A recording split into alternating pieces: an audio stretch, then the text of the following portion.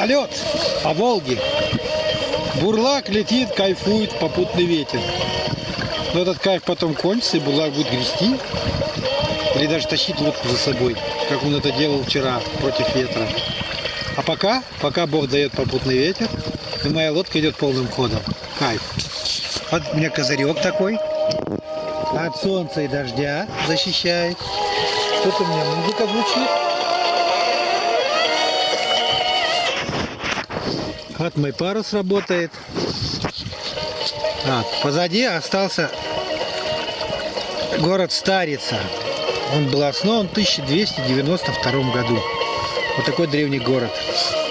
Все. Пока, уважаемые телезрители.